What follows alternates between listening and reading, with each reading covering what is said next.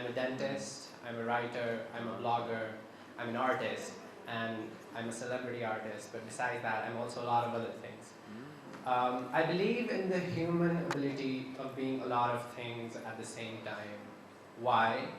Because I have lived my life as a list. And as I said earlier, I am a list of things. Back in 8th grade, I stumbled upon the book Princess Diaries by Meg Cabot. Has anybody heard of it? Okay, great. So you would know that the book is about a girl who discovers that she's a princess. Her name is Mia Thermopolis. So the book is written in the form of her journal. What Mia does in her book, in her journal, is that she makes a list of things that she has to do, or these mini essays about things and people that inspire her. This book came to me at a very important time in my life because I was a fat kid in a boarding school where sports was the dominant culture and there wasn't a lot of reading and writing culture. So that book gave me the idea to make a list of things that I wanted to do with my life and I wanted to achieve with my life. And it's that phase in life where things are happening too fast, so you want to make sense of things. For me, making a list of the things helped me make sense of my life at that time. It sort of inspired me to make my own lists, and I kept on making lists and I kept on living life. I discovered blogging in 12th grade. Now the difference between blogging and writing my own journal was the whole world could see my words now, and it included my lists. Over a period of time, I became famous as a blogger who could make really good lists, or listicles, list-style articles. Of course, I realized then when I started gaining traction as a blogger who could make lists that listicles had a power to them. And they had a sort of connection with the reader and the writer. The connection was there when I read Princess Diaries, which my young mind was too immature to grasp that, okay, this is the reason why I'm able to relate with the book. But it wasn't until I failed in dental school and hit rock bottom that I realized listicles were something that helped me in real life. They helped me heal, and they were a strategy for me to navigate the world. I was bullied a lot, and I think finding things to look forward to and making lists of things that I liked and wanted helped me cope with a lot of emotions that I was going through. So you can see that these are pictures from the book. This is how Mia makes her lists. That she has got to stop waiting for the phone to ring, make more friends, buy trash bags, napkins, and stuff like that. And think, stop lying and/or think of better ways to lie.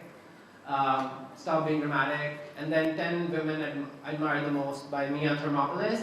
So this is a picture from my journal back in 2008. I've written the date as well. So this is my to-do list from that area. And this is also sometime around the same time, but look at the title, tasks I have to complete till June of 2009. A lot of it is fashion stuff. But I didn't get more than 80% in board. I got like 79.5. So yeah. And this is one of my most famous listicles that got published in Express Tribune blogs. 10 reasons why Malala is Pakistan's very own Katniss Everdeen. And why I chose to become a dentist. So I feel like our generation's existence is embedded in the internet.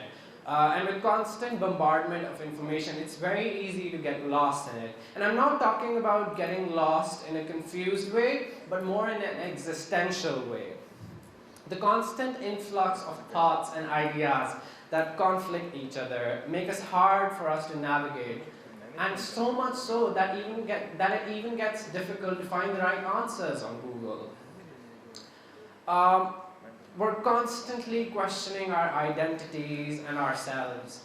When I failed in dental school, it was one of the worst times of my life. And the real life is no better than the internet when it comes to a plethora of unsolicited advice people have a tendency to give. But somehow being able to make a list of where I went wrong and how I could make my life better, it was the way that I could help myself. But then I found out in that year that there are thousands of people making these lists. And instead of making my own lists, I turned to the lists made by other people to help me through my time.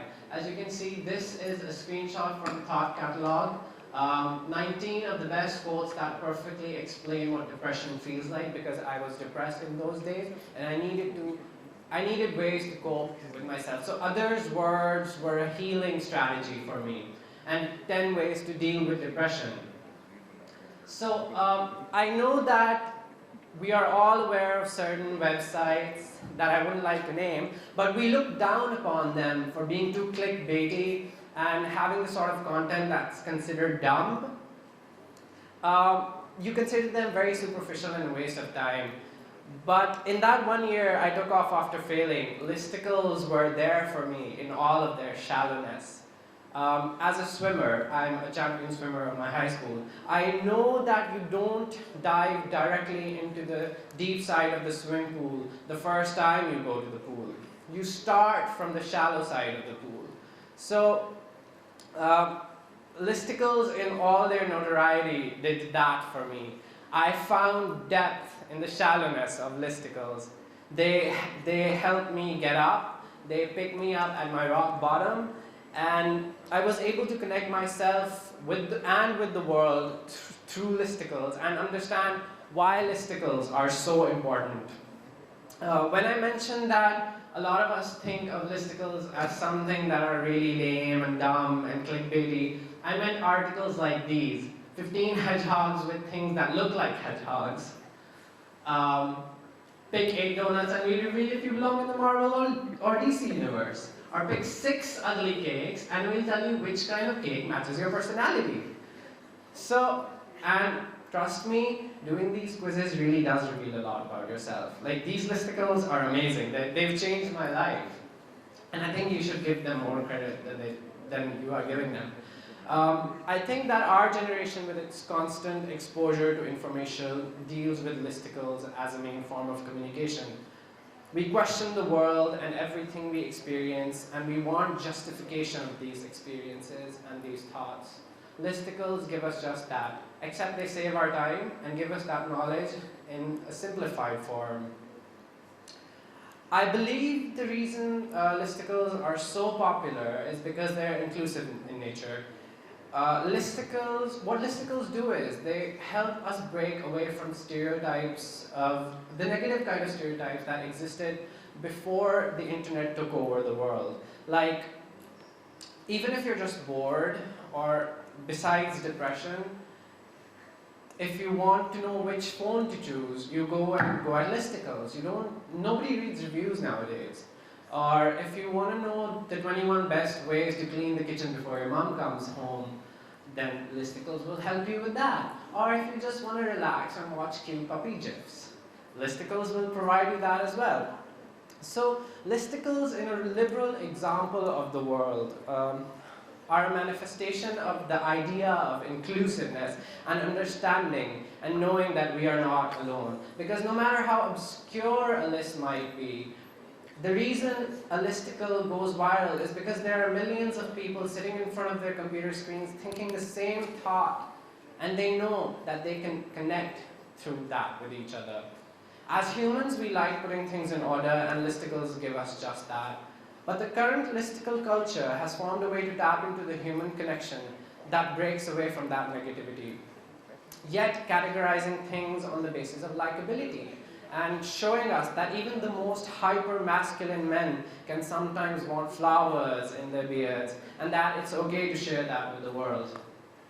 So you can see that this is a Listicle of a picture of guys who put flowers in their beards. Listicles have now become the most effective mode of communication of our culture. Trying to deny Listicles is like trying to deny culture to exist. It is inevitable that due to the internet, cultures are starting to merge to form this one big pot of weird ingredients at a restaurant that is open to all. You don't need any reservations for it, and that restaurant is the world. Listicles let us see that if not physical intimacy, at least understanding is possible. They help us structure our own world according to our own likes and dislikes. They help us understand the culture that lives inside of us. Through cataloging our own life, we understand emotions and the dimensions of life that lie within ourselves. The list solely relies on you. You must remember that. And only you can figure out which list works for you. But I feel like instead of finding out a list of things that you like, it's also very important to find listicles that you don't like, listicles of things that you don't like. Because knowing what you don't like is as important as knowing what you like, even if it is being a cat person or a dog person. Yeah, so you've got listicles to help you with that, guys. So coming back to myself, I found listicles as a coping mechanism on the bumpy ride of my life after I failed. So I made this list. You can see the timestamp. It says Monday, July 28, 2014. It was like 10 days after I failed that I made this list. Obviously, I would say, okay, I want to pass PEAS in less time as possible. So I say here that I want to be featured in GQ by the end of 2016. And I want 2,000 followers by the end of next year on Insta. You can see I made a typo. And 1,500 on Twitter and 2,500 on Facebook. And I want to tell you first what I did not get out of these lists. I did not get the Fulbright scholarship right after graduation.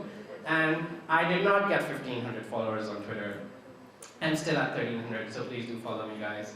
I got the 2,000 followers on Instagram.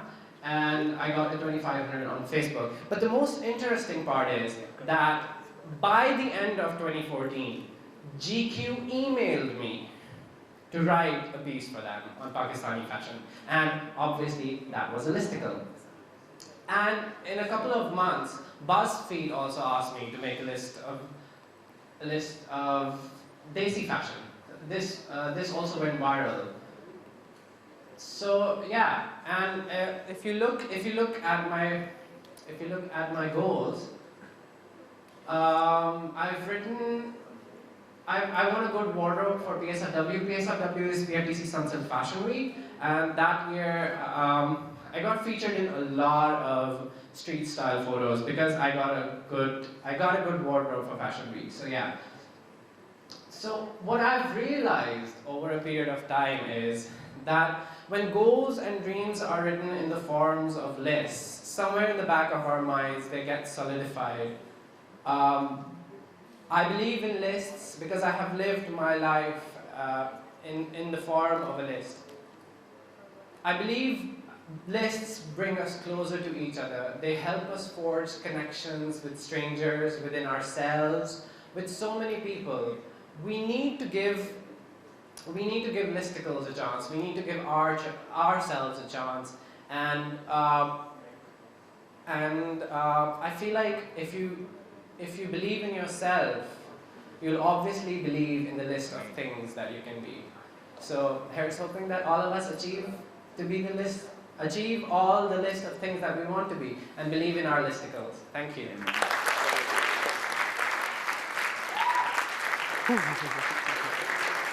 Thank you.